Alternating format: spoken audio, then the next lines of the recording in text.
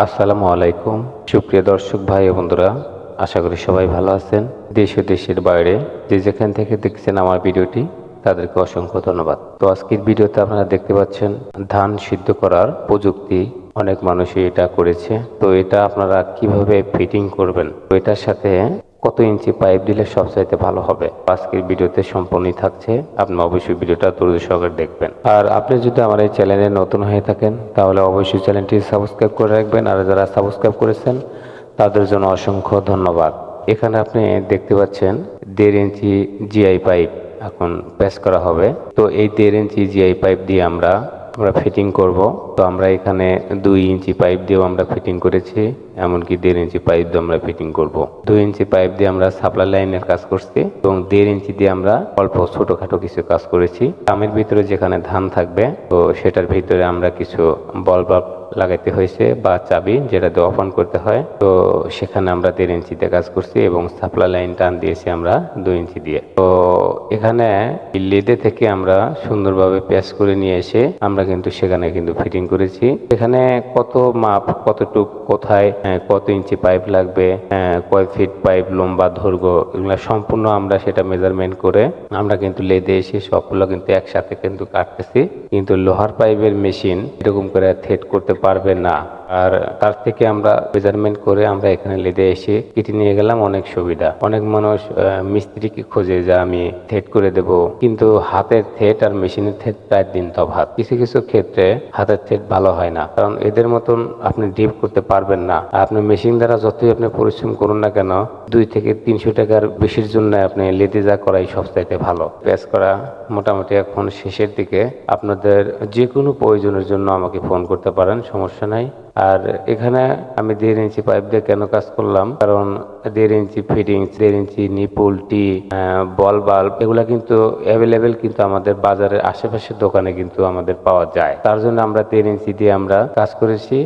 আর 2 ইঞ্চি দিয়ে আমরা supply line টেনেছি। 2 ইঞ্চি pipe দিয়ে সাপ্লাই লাইন যে টানলেন, সেটা কি দেয়ার দিয়ে হতো না? হ্যাঁ, দেয়ার দিয়ে হবে। তো মালিক বুঝতে পারেনি, তার জন্য সে 2 ইঞ্চি নিয়ে এসছে।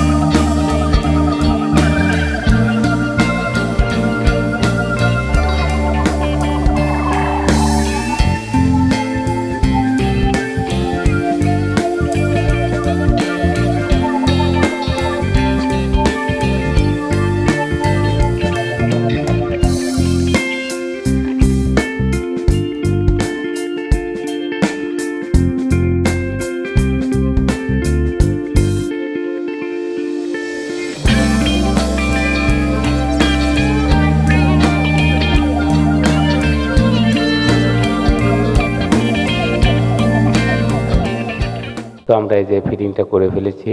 এটা আগেরই ছিল, এগুলো সব আমি রিমুভ করে নতুন করে আবার ফিটিং করে দিয়েছি। এগুলো চাবি অনেক আগের, কিন্তু এগুলো অনেক ভালো। এখানে 2টা ড্রামের ভিতরে আমরা 2টা লাইন করে দিয়েছি। 2টা চাবি আছে, উপরে একটা চাবি আছে সেফটির জন্য।